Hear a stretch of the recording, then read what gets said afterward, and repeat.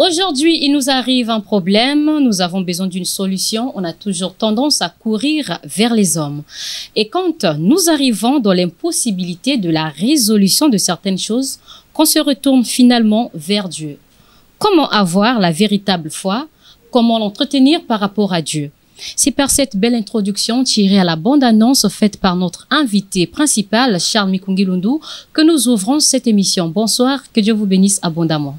Que Dieu vous bénisse, madame la journaliste. Et puis, je profite de l'occasion, comme d'habitude, de souhaiter à ceux et à celles qui nous suivent, souhaiter toutes les bénédictions, toutes les grâces de l'Éternel, notre Dieu. Et je suis d'autant plus heureux qu'aujourd'hui, des voix s'élèvent quand même pour décrier un certain nombre de dysfonctionnements dans la marche actuelle de notre société en ce qui concerne le comportement qui devait être affiché par les chrétiens.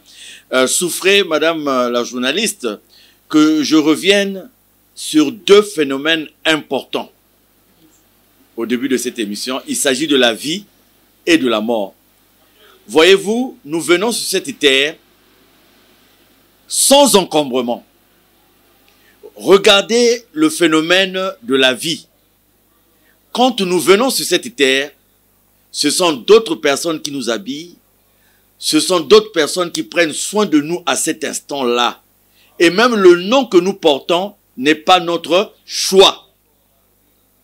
Le phénomène de la vie a suscité de la part de beaucoup de personnes des études. Et l'homme, quelque part, a voulu prendre la place de Dieu parce que l'homme s'est dit capable de créer la vie. Retenons ça, chers auditeurs, chers téléspectateurs, parce que nous allons certainement revenir sur ça au cours de notre émission. C'est-à-dire que l'homme veut égaler Dieu. L'homme renie même la présence de Dieu. L'homme ne reconnaît plus l'action de Dieu dans la vie de tous les jours. Et je prends à témoin les uns et les autres pour dire ceci. Aujourd'hui, l'homme est capable d'aller dans l'espace. L'homme est capable de réalisations aujourd'hui qui peuvent dire qu'elles vont au-delà même de la compréhension humaine, de l'entendement des hommes. Mais il y a une chose, madame la journaliste, que l'homme n'est pas arrivé à créer. Il y a une chose dont la paternité n'est pas revenue à l'homme, malgré le degré de recherche, malgré la dimension de recherche. C'est le souffle de vie.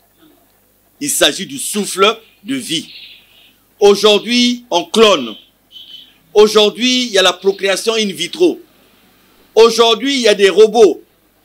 La robotisation a poussé même certaines sociétés, certaines entreprises aujourd'hui à ne plus utiliser pratiquement la main-d'œuvre humaine qui a été remplacée par les machines.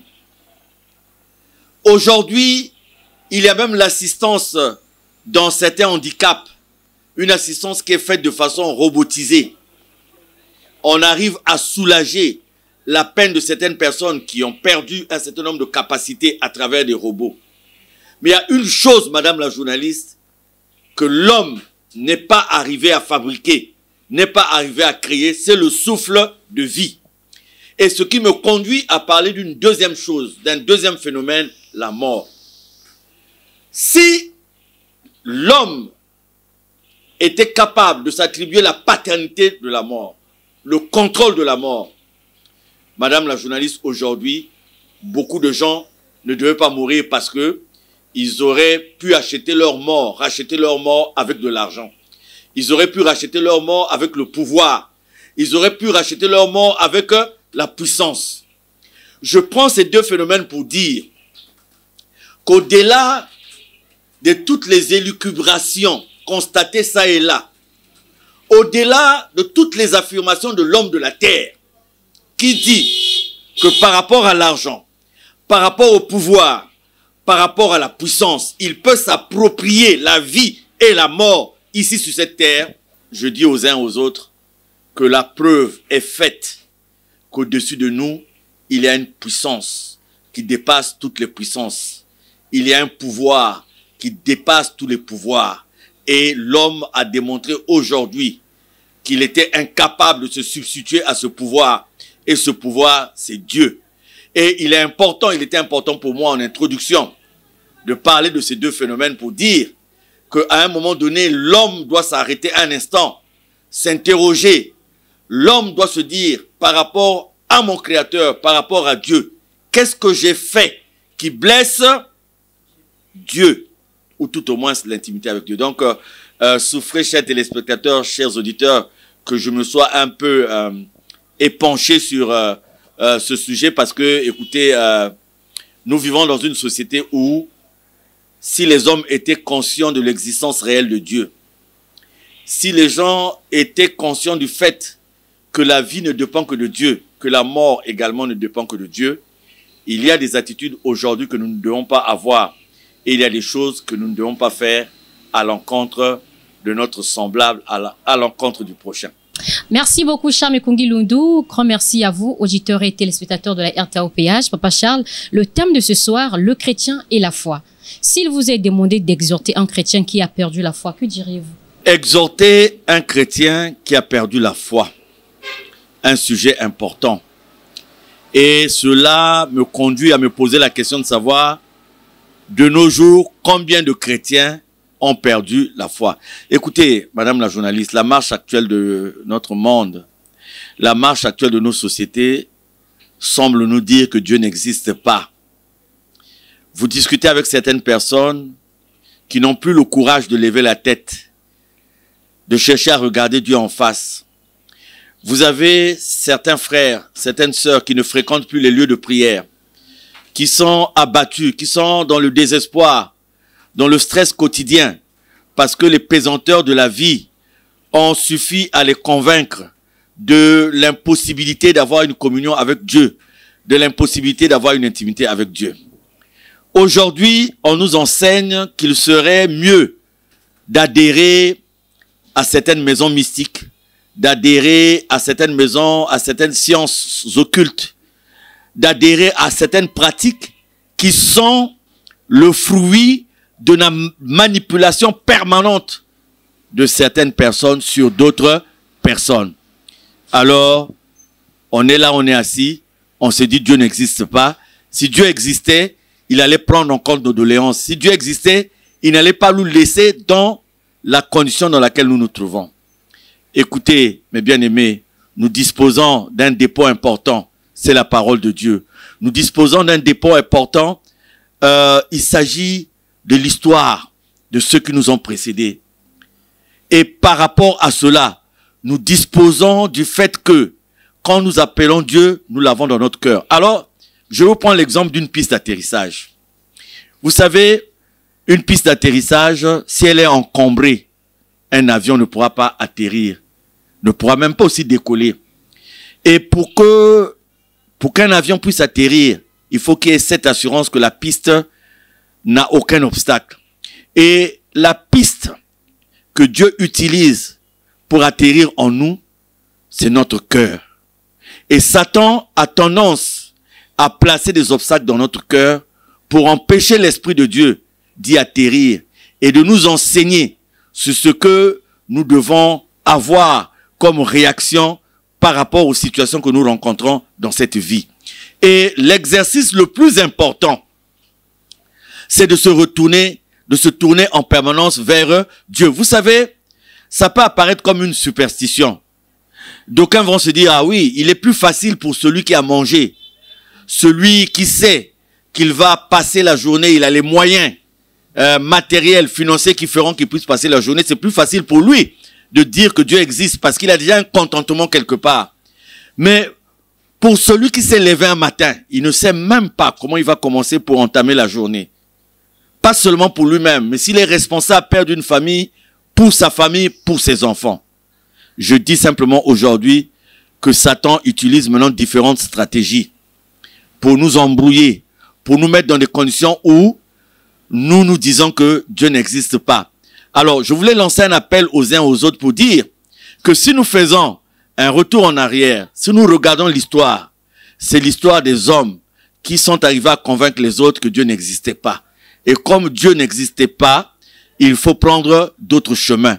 Mais moi, je voudrais dire aux uns et aux autres, en donnant l'exemple du départ, quand je parlais de deux phénomènes, de la vie et de la mort, on peut multiplier aujourd'hui d'autres exemples qui prouvent que quel que soit ce que l'homme de la terre peut faire, il y a une réalité qui existe, c'est que Dieu existe. Alors je vous exhorte, mes bien-aimés, à vous réveiller, à sortir de cette torpeur et de continuer à en croire, non seulement à l'existence de Dieu, mais surtout au fait qu'il existe et il agit en nous. Ça, c'est très important parce que même au niveau de l'église, au niveau de lieu de prière, on a transformé le message. C'est-à-dire, on n'enseigne plus la souffrance, on n'enseigne plus la persévérance parce que le monde a tellement occupé les lieux de prière qu'aujourd'hui, on dit à tout le monde que la prospérité, c'est la première des choses que l'homme doit chercher. La richesse, c'est la première des choses que l'homme doit chercher. On a réduit la relation de l'homme avec Dieu à des contentements sur le plan matériel, sur le plan financier. Et on a oublié d'enseigner aussi que la souffrance est une école qui nous conduit vers une intimité réelle avec Dieu. Papa Cha, comment s'exprime votre foi dans la vie de tous les jours? Comment s'exprime ma foi dans la vie de tous les jours? Très bonne question, madame la journaliste. Et quand vous me posez cette question, j'ai un pincement au cœur. J'ai un pincement au cœur, pourquoi? Parce que je me suis rendu compte que s'il fallait considérer la souffrance en tant que telle, les tribulations, les persécutions, on arrêtera de croire en la présence de Dieu. Et quand on vous dit par exemple dans la Bible que la plupart des disciples de Jésus ont connu des morts atroces, quand vous voyez des gens qui se sont levés pour soutenir la vérité de Dieu, et ils ont rencontré l'opprobre de Dieu, ils ont fini sur cette terre de façon très criminelle. Vous pouvez vous dire, à quoi bon suivre Dieu? À quoi bon servir Dieu? Si la finalité, c'est celle que les disciples ont connue. Vous savez, Job, dans sa souffrance, il évolue. Et à un moment donné, il se dit, je suis un homme de la terre. Je ne suis pas juste. Je ne suis pas saint, c'est vrai. Mais pourquoi dois-je subir ce que je subis alors que ce que je fais tous les jours, c'est chercher cette intimité permanente avec Dieu? Alors, au début du livre de Job, on nous apprend que c'est le diable qui s'en va vers Dieu et dit, j'ai vu, je me suis promené et j'ai vu qu'il y avait quelqu'un qui avait la foi. Mais je vais te prouver que la foi qu'il a, c'est parce qu'il a l'abondance. Il a des biens, tu lui as donné une bonne famille, tu lui as donné des biens. Je veux commencer à retirer tout ça jusqu'à retirer ce qui le met dans les conditions d'être debout, c'est-à-dire la santé. Et tu verras qu'il perdra la foi. Et il y a une permission. Il faut retenir ce mot. Il y a une permission que Dieu accorde donc. Et voilà, du jour au lendemain, Job se retrouve dans la situation dans laquelle il se retrouve. Moi, j'aime bien le livre de Job parce qu'il est plein d'enseignements. Il est plein d'enseignements d'abord sur la souveraineté de Dieu.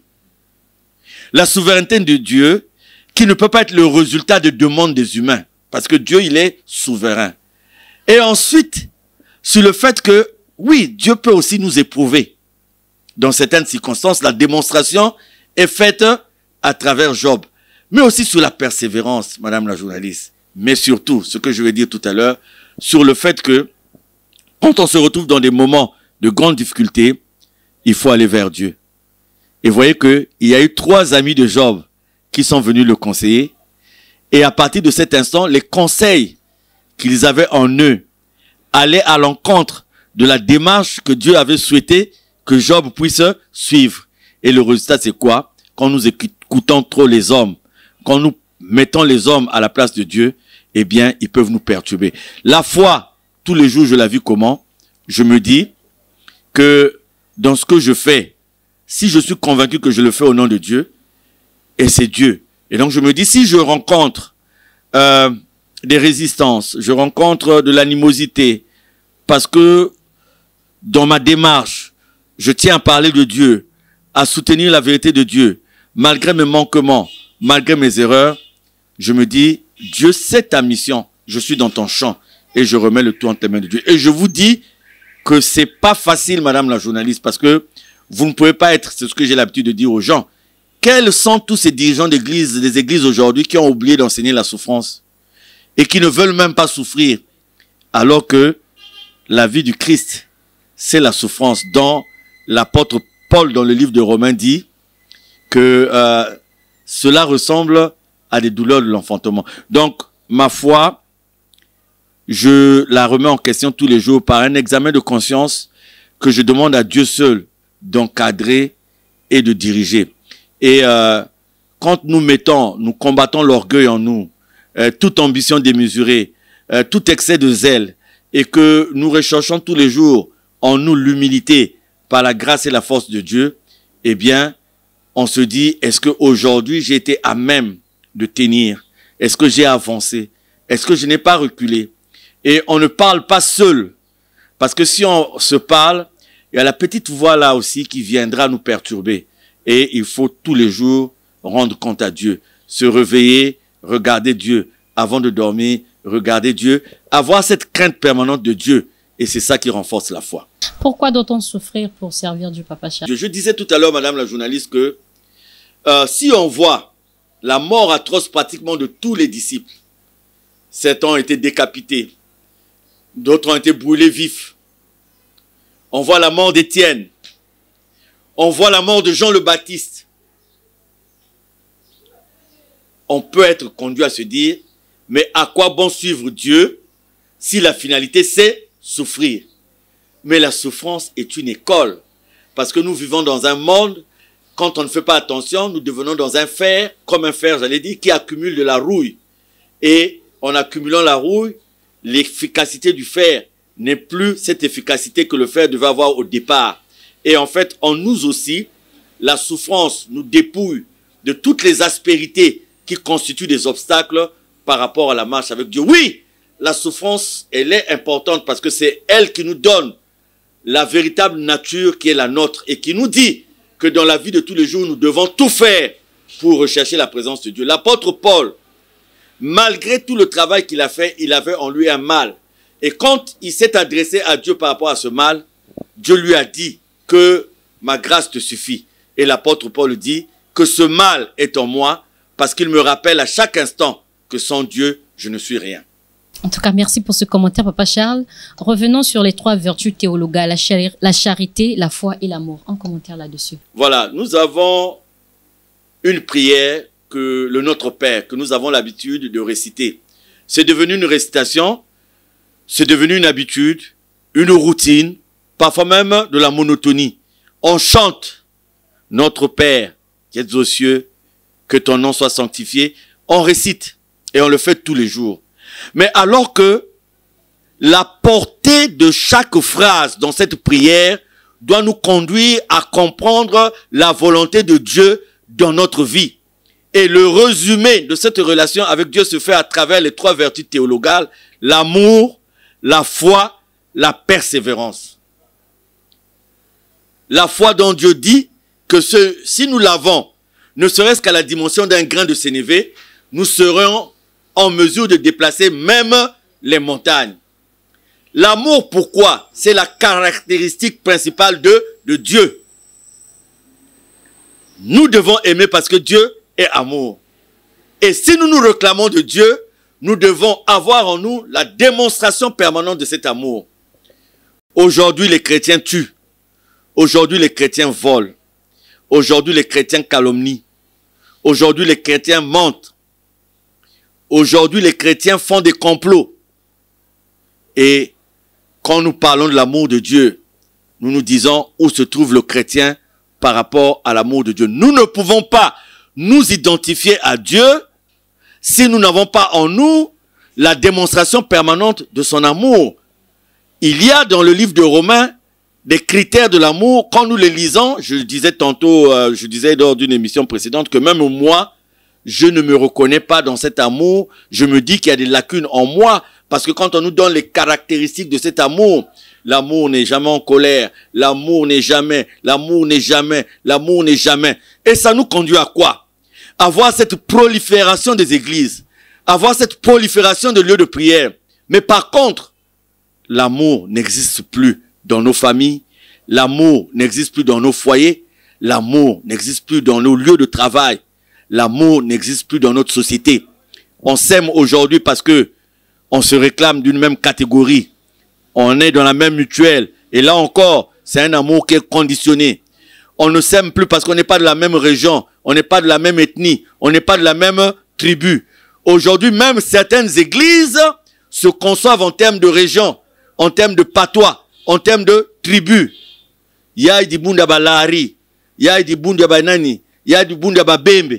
Et des chrétiens qui sortent des phrases de ce genre. Et on a amené ce genre de choses dans les lieux de prière. Madame la journaliste, l'amour, c'est une condition première parce qu'il s'agit là de la caractéristique de Dieu. Si Dieu résume le tout en amour, il dit, tout ce qui vous a été dit, Jésus dit, dans le décalogue, c'est vrai, tu ne tueras point, tu ne voleras point, tu ne mentiras pas. Mais moi, je vous dis que tout cela se résume en une chose. Aime ton prochain comme toi-même.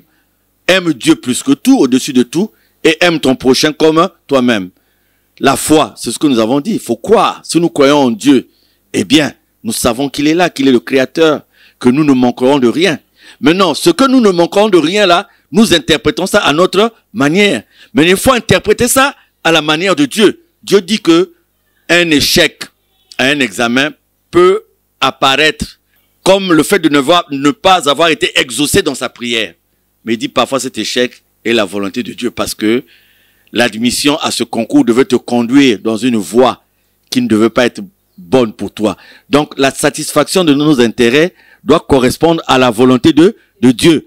Un mariage qui se rompt, à un moment donné, peut attrister la personne, mais quelque part, peut-être que ce mariage devait te conduire dans ce qui n'était pas bien. Je prends toujours l'exemple de mon ami, qui une fois qu'il a délivré son véhicule du port, quand il sort du port, il fait un accident, il rentre dans un grumier, et il est abattu. Il ne part plus à la prière. Et tant qu'il n'avait pas une nouvelle voiture, il n'était pas à l'aise. Et il va tout faire pour avoir une nouvelle voiture. Et au moment où je vous parle, il était victime d'un accident. Il est décédé dans le Mayombe. Vous savez, donc, certaines choses, certaines acquisitions, certaines réalités peuvent apparaître à notre niveau, selon nous, selon notre entendement, comme des échecs, comme des déceptions. Mais souvent, ce sont des bénédictions de Dieu qui, lui, connaît le destin de chacun de nous. Donc, la foi, c'est reconnaître Dieu en tout et pour tout et ne pas marchander la puissance de Dieu avec la puissance d'un autre homme. Ne pas marchander le pouvoir de Dieu avec le pouvoir d'un autre homme. La persévérance, c'est quand on a su que Dieu est là, qu'il pourvoira toujours à nos besoins, que nous aurons une autre vie après cette vie où nous irons rendre compte à Dieu. On est dans la persévérance. C'est cette ferme assurance de croire à des choses que nous ne voyons pas. Et c'est là tout le mystère de la relation entre les hommes et Dieu. Merci beaucoup, notre invité. Nous allons faire tour du côté de la régie et revenir juste après.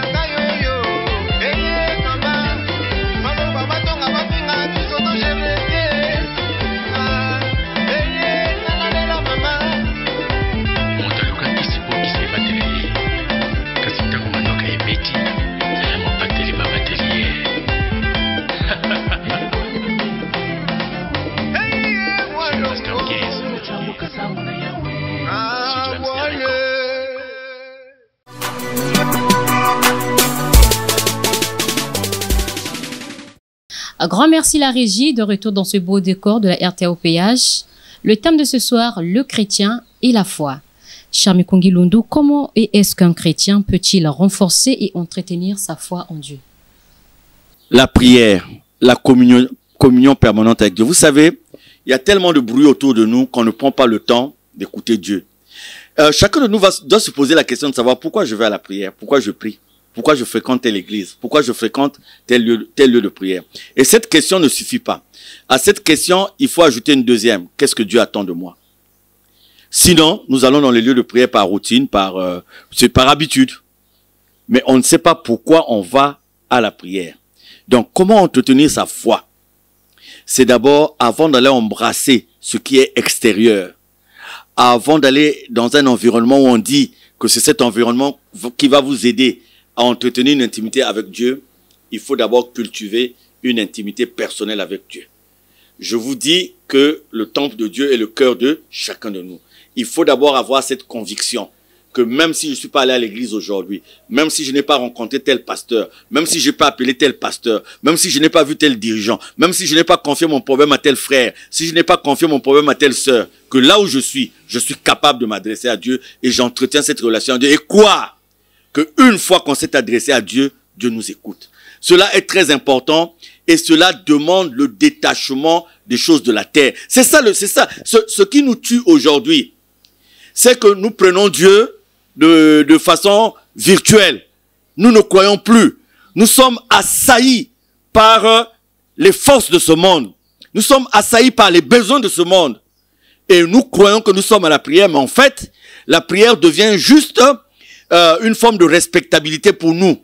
Mais dans la réalité, nous avons accepté que le monde puisse diriger nos vies. Nous avons accepté que le monde, nous avons donné même nos vies par procuration à d'autres personnes. Il faut revenir à l'intimité avec Dieu. Dieu dit, demandez, l'on vous donnera, frappez, l'on vous ouvrira, cherchez, vous trouverez. Donc, il faut d'abord revenir à cette véritable intimité avec Dieu, entretenir une vie de prière dans le respect, l'application de 3 vertus théologales dont vous avez parlé tout à l'heure, l'amour, la charité, la foi, la persévérance. Papa, qu'est-ce qui peut conduire un chrétien à craindre les hommes plus que Dieu?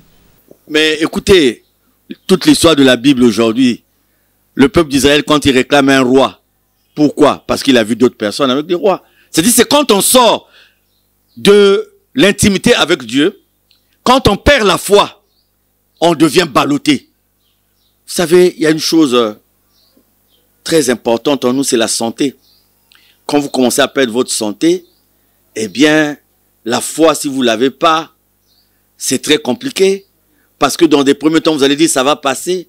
Vous allez dire, c'est la persévérance. Vous allez dire, c'est la persécution. Vous allez dire, c'est la tribulation. Mais au fur et à mesure que vous allez voir, assister à la dégradation de votre état de santé, ceux les plus durs tiennent. Si vous n'avez pas la foi, on va vous dire, écoute, cette maladie, telle personne l'avait, mais on était obligé de l'amener à tel endroit, c'est telle personne qui l'avait guérie. Et vous, sentant la douleur, sentant la dégradation, assistant à la dégradation de votre état physique, vous pouvez être entraîné vers, vous pouvez aller vers. Et donc, madame la journaliste, nous avons ce poids du monde là, qui fait qu'aujourd'hui aussi, de par le complexe, beaucoup d'entre nous trouvent qu'avec Dieu, c'est lent. C'est très lent. Il y a le retard. Ils veulent du tic au tac. Ils veulent ce qui est palpable. Alors qu'ils ne savent pas que quand nous dormons, regardez le phénomène des rêves. Moi, il y a des moments où j'ai de l'insomnie. Pourquoi? Parce que je ne vais pas me retrouver dans un quartier dans lequel je ne vais pas aller y retrouver. Je ne vais pas me retrouver. Donc, tu es dans le rêve, et tu te vois en train de courir dans une forêt et tout. Voilà. Ça aussi, c'est une indication pour dire quel est l'homme sur cette terre qui a la maîtrise, par exemple, du rêve. C'est très compliqué. C'est-à-dire que l'homme bombe le torse aujourd'hui, en oubliant que tous ceux qui ont fait ça après lui, le résultat n'a servi à rien. Donc, on a aujourd'hui une société de complexe où on se dit, avec Dieu, on ne peut pas obtenir ceci. Avec Dieu, on ne peut pas obtenir cela. Et comme aussi certains hommes se sont érigés en fabriquant de la vie des autres, donc ils vous disent, toi, tu ne pourras jamais être là tant que ceci. Tu ne pourras jamais être là-bas tant que cela.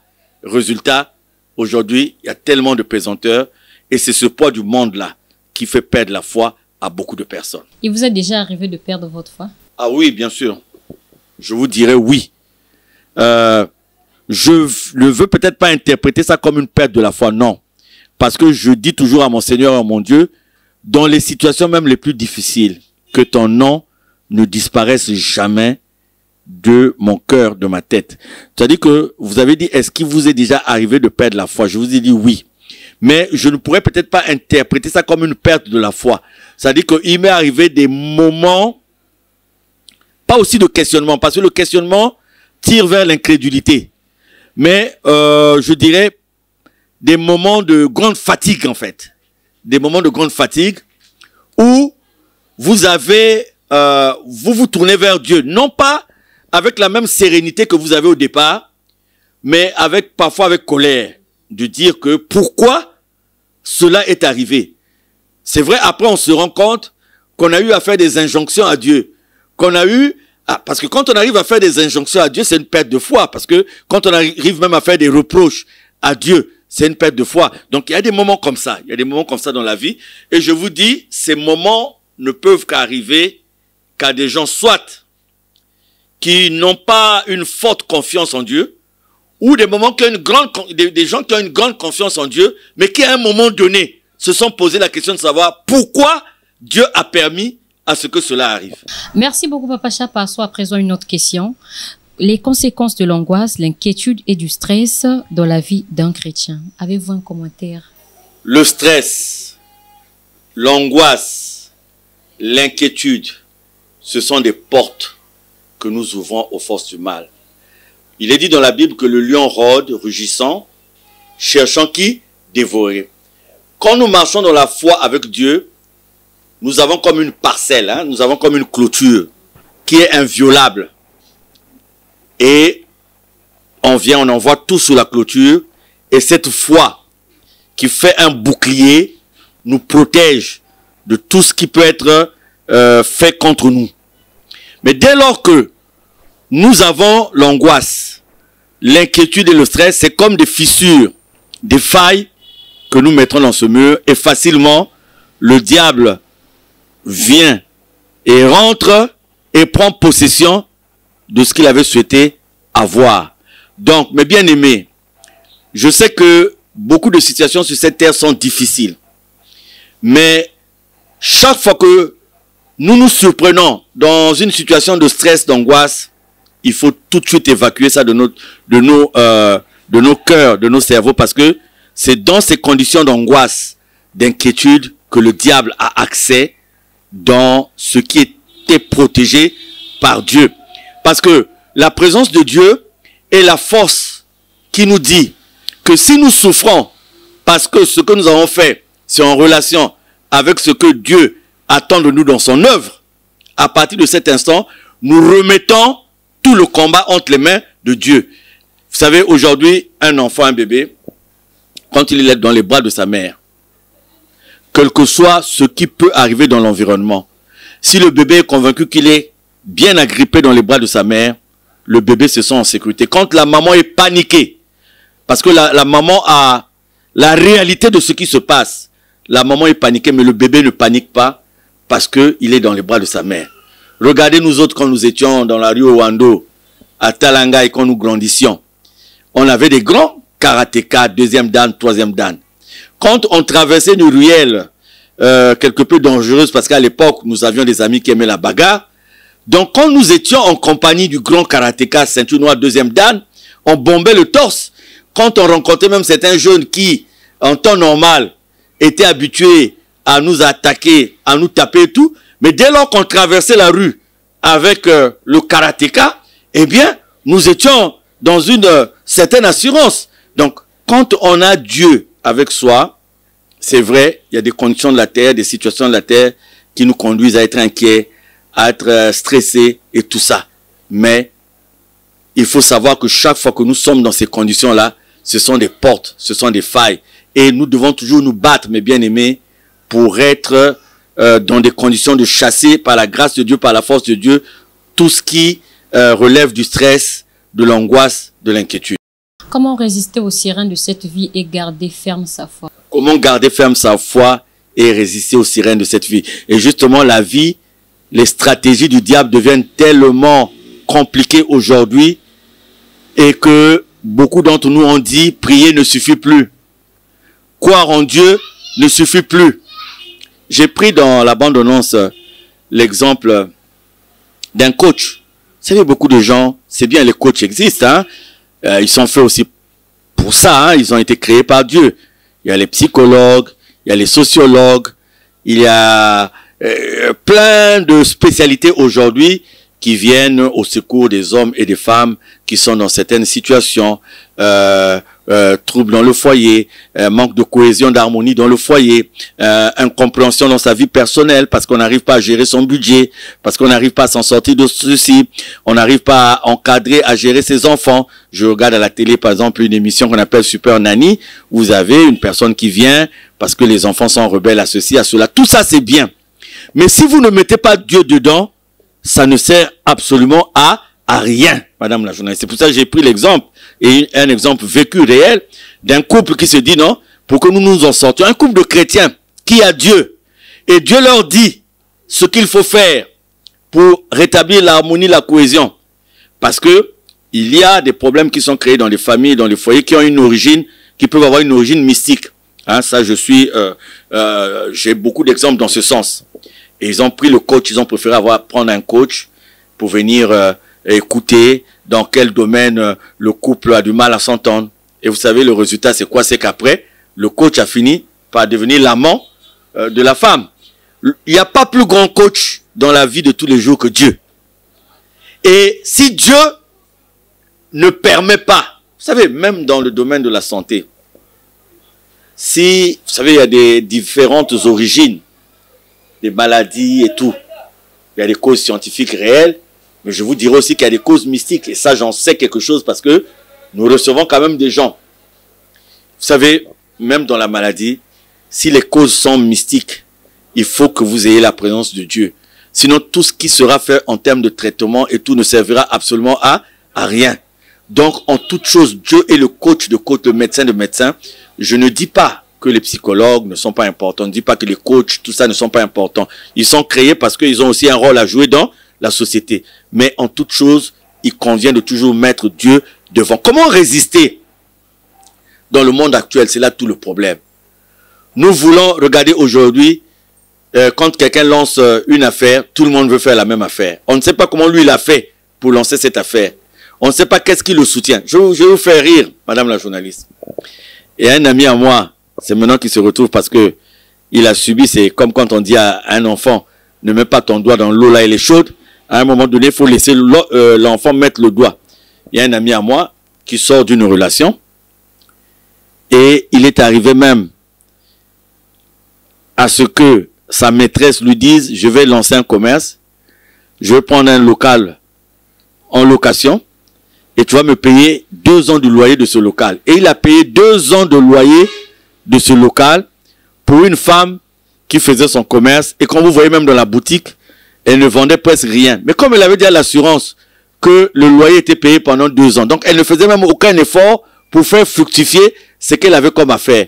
Et comme elle savait aussi que l'entretien de sa vie et tout était assuré par le monsieur, elle était fière d'avoir un magasin, mais en fait qui ne vendait absolument rien, où elle se retrouvait avec plein de copines en train de papoter, parce qu'il y avait... Et quand le monsieur était dans tout ça, lui se disait que il y avait la vie. Et moi, je suis allé vers lui, on s'est mis en prière, on s'est mis dans les prières, on a fait appel à Dieu. Et après, je lui dis, mais mon cher ami, je voudrais te poser la question de savoir, qu'est-ce que tu gagnes dans cette relation? Et une fois que Dieu a touché son cœur, il a pleuré. Il me dit, mais effectivement, qu'est-ce que je gagne dans cette relation? Et voilà, aujourd'hui, il s'est ressaisi. Pourquoi? Parce que le problème a été d'abord présenté à Dieu. Vous savez, beaucoup de gens vont vous dire, Charles, ce que tu dis là, c'est vrai, mais moi, je dois vivre. Or, pour vivre aujourd'hui, on m'a dit, si je veux avoir tel boulot, je dois faire ceci. Si je veux être élevé à telle fonction, je dois rentrer dans cela. Si je dois faire ceci, donc, moi, je vis. Moi, ta vie d'après, là, que Dieu dit qu'on ira rendre compte pour l'instant, je suis dans la vie d'aujourd'hui, donc, je préfère me mettre dans la vie d'aujourd'hui. Nous avions, à l'époque, une habitude. Nous allions dans un restaurant de la place. On se retrouvait tous les matins. C'était devenu comme une mutuelle. Donc, chacun de nous, avant d'aller gagner son lieu de service, on allait quelque part en ville. On se retrouvait. Et donc, le petit groupe avait fini par se constituer comme de façon tacite, comme en mutuelle. Et aussi, vers les 14 heures, quand nous quittions les lieux de travail, et pour ceux qui étaient à la pause, nous étions là. Et il y avait un de nos amis, en tout cas, il changeait de voiture pratiquement tous les jours. Un monsieur qui était toujours bien habillé. Et il avait pour habitude, quand il arrivait là, de payer pour tout le monde. Et un jour, on a appris qu'il était décédé. Ça nous a fait mal parce qu'il faisait partie du groupe. On a cherché à connaître le lieu de la veillée. Et on s'est retrouvé dans un quartier ici à Pointe-Noire au Congo-Brazzaville qu'on appelle Kokoubitemo. C'est un quartier très reculé chez sa maman. Et c'est là où on a appris qu'en fait, il n'avait pas de maison. C'est quelqu'un qui n'avait pas aussi de travail. Qui vivait, donc, il était comme courtier. Non, ça dit que ça nous avait tellement touché que nous, on s'était fié à son apparence. Alors que dans la réalité, il était dans beaucoup de problèmes et il a laissé pas mal de dettes et tout. C'est dire quoi? Que quand nous voulons apparaître, nous voulons soigner notre apparence, nous perdons la réalité que nous avons et nous perdons aussi de la réalité de la relation avec Dieu. Il faut écouter son être. Et son être, il faut le confier à sa conscience. Et sa conscience, il faut laisser sa conscience être guidée par Dieu. Faire violence à soi-même, par la grâce de Dieu, c'est ce que beaucoup d'entre nous n'arrivent pas à faire. Et c'est là où nous vivons, le monde dans lequel nous sommes aujourd'hui. Merci beaucoup, notre invité principal, Charles Mikungi Londo. Nous sommes presque arrivés au terme de notre émission. Votre dernier mot en guise de conclusion. Alors, je dis aux gens que si l'homme était Dieu, il devait être capable de nous donner le souffle de vie. Si l'homme était Dieu, il était capable de racheter la mort. Il y a des pauvres qui sont morts, c'est vrai. Il y a aussi des riches qui sont morts. Il y a des moins que rien, qu'on appelait nous à l'époque le Tanga Sud, qui sont morts. Il y a aussi des puissants qui sont morts. La mort n'a jamais choisi. Quand bien même nous nous sommes dit qu'on pouvait accumuler un certain nombre d'influences ici sur cette terre, la finalité, c'est la mort. Et à la mort, j'ai vu différentes cérémonies.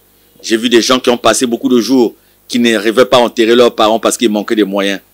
J'ai vu des gens pour lesquels les obsèques ont été transformées en des cérémonies avec tout. Mais la finalité, c'est quoi? C'est la même destination. Le corps retourne à la poussière, c'est l'âme qui retourne à Dieu. Vanité de vanité, c'est un thème que nous avons développé au cours de l'une de nos émissions. Alors je dis à tous ceux qui sont fatigués, tous ceux qui n'ont peut-être plus la force de croire en Dieu, je dis que Dieu existe. Et moi, votre frère, votre serviteur, je me suis retrouvé dans ces conditions où, ballotté à gauche et à droite, je me suis dit, Seigneur, tu es où? Mais la finalité, c'est que je me dis toujours, si Seigneur, je te méconnais, si je t'oublie, c'est là où je donnerai plus de force à mes ennemis pour m'avoir. Mais plus mes ennemis me persécutent, plus je dois me rapprocher de toi. Et c'est ça qui fait ma force. Et je demande à tous ceux qui sont abattus par la maladie, abattus par les difficultés. J'ai des amis aujourd'hui qui ne peuvent pas accéder à ceci parce qu'il y a une barrière de région, de tribu, de langue, parce qu'il y a un problème de considération.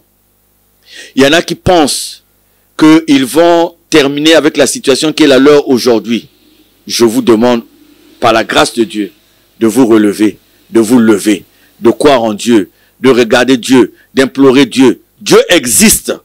Il existe. Même si les hommes de la terre aujourd'hui ont tendance à vous faire croire qu'il n'existe pas, Dieu existe. Et c'est ce Seigneur et ce Dieu que je recommande à tout le monde. Vous savez, s'il y avait un tant soit peu une force de prière en nous, le mal devait trembler à longueur de journée. Mais c'est parce que nous-mêmes nous avons ouvert les portes. C'est parce que nous-mêmes nous avons donné la possibilité au mal de nous atteindre. C'est pour cela que dans les églises aujourd'hui, on craint plus les hommes au lieu de craindre Dieu.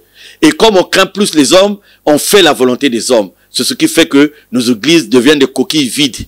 Et chaque chrétien doit se ressaisir.